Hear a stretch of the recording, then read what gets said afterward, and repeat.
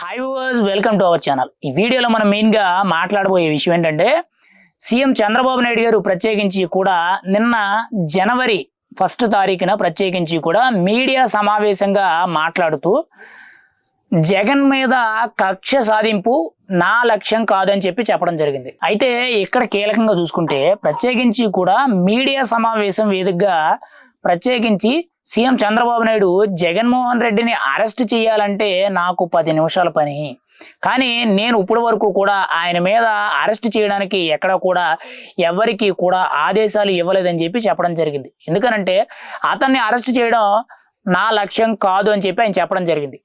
అంటే వీళ్ళు అరెస్ట్ చేసే కోణం ఉండే ఫలమైతే, అంటే కక్ష సాధింపు చేసే ఫలమైతే ఖచ్చితంగా కూడా వచ్చి 8 నెలల దగ్గరకు వస్తుంది. అంటే 7.5 నెలల సమయం అయిపోయింది. ఈ సమయంలో ఏదో ఒక కేసులో జగన్మోహన్ రెడ్డిని ఖచ్చితంగా ఇరికించే అవకాశాలు అయితే చాలా ఉన్నాయి. అందులో మెయిన్గా సరస్వతి భూములు ఉన్నాయి, లడ్డు ఇష్యూ ఉంది.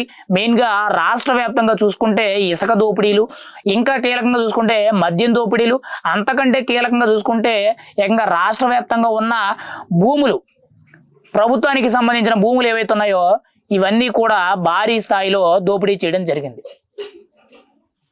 అంటే ఇక్కడ కీలకంగా చూసుకుంటే ఇలా చాలా కీలకమైన అంశాలు ఉన్నాయి తప్పితే ఎక్కడ కూడా కక్ష సాధింపు చర్యలకి మేము ఎదరకు వెళ్ళడం లేదు, మేము అభివృద్ధి మీద మాత్రమే ఫోకస్ చేస్తున్నాం అని ఆయన చెప్పడం జరిగింది.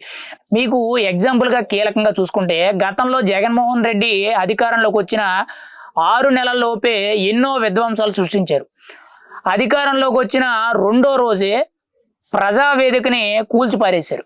అంతేకాకుండా అక్కడి నుంచి కీలకంగా చూసుకుంటే వైఎస్ఆర్సీపీ నాయకులందరూ కూడా టీడీపీ నేతల్ని చాలా పర్టికులర్గా టార్గెట్ చేసి వాళ్ళ మీద దాడులు చేయడం, వాళ్ళని కొట్టడం, వాళ్ళ మీద ఎన్నో రకాల కేసులు పెట్టి బనాయించి వాళ్ళని ఇబ్బంది పెట్టడం జరిగింది. ఈవెన్ టీడీపీ సెంట్రల్ ఆఫీసు ఆ దాడికి పాల్పడి ఆ ఆఫీస్ అంతా కూడా ధ్వంసం చేయడం జరిగింది. ఎంతో మంది కీలక నేతలు, అందులో రౌడీలు అందరూ లోనకొచ్చారు.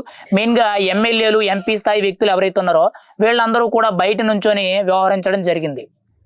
గత 5 ఏళ్ళు కూడా రాష్ట్ర వ్యాప్తంగా ఎన్నో అరాచకమైన పనులు అయితే జరిగాయి. కానీ ఇప్పుడు సీఎం చంద్రబాబు నాయుడు ఏం చెప్తున్నారంటే చాలా కీలకంగా చూసుకుంటే మేము కక్ష సాధింపుగా వ్యవహరించడం లేదు, మాకు కక్ష సాధింపు అవసరం లేదు, జరిగింది ఏదో జరిగిపోయిందని చాలా కీలకంగా చెప్పడం జరుగుతుంది.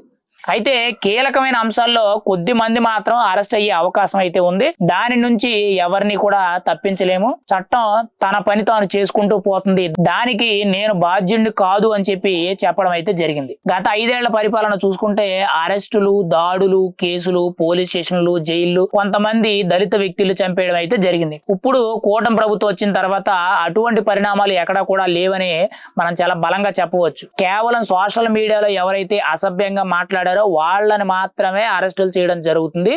ఎవరైతే గతంలో కేసులే కానీ, దాడులే కానీ, హత్యలే కానీ, లేదనంటే ఎవరైనా ఆస్తులు ధ్వంసం చేయడం కానీ, భూ వివాదాలు ఏవైతే ఉన్నాయో వీటి మీద చట్టం తన పని తాను చేసుకుంటున్నట్లు వ్యవహరించడం జరుగుతుంది తప్పితే ఎక్కడ కూడా అక్రమ అరెస్టులు అనేవి ఎక్కడా లేవు. కానీ వైఎస్ఆర్సీపీ నేతలే కానీ, జగన్మోహన్ రెడ్డి కానీ, కార్యకర్తలు ప్రతి ఒక్కరు కూడా కూటమి ప్రభుత్వం వచ్చి మా మీద ఉక్కుపాదం మోపుతుంది, మమ్మల్ని ఇబ్బంది పెడుతుంది, మమ్మల్ని జైల్లో పెడుతుంది అని చెప్పడం అయితే జరుగుతుంది. ఏదేమైనా సరే నిన్న మీడియా సమావేశం వేదికగా చాలా క్లియర్ కట్ గా ఓపెన్ గా సీఎం చంద్రబాబు నాయుడు అయితే అరెస్టులు, కక్ష సాధింపులు నా లక్ష్యం కాదని చాలా పూర్తిగా కూడా మీడియా ముఖంగా ఓపెన్ గా చెప్పడం జరిగింది.